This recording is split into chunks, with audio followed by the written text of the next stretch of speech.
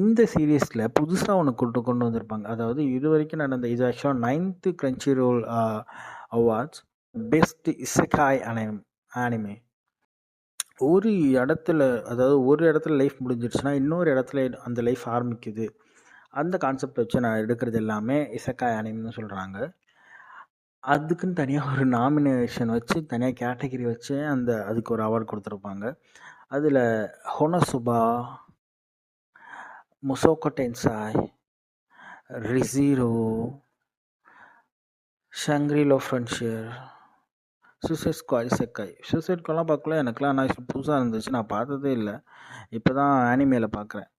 The time I got reincarnated as a slime season 3.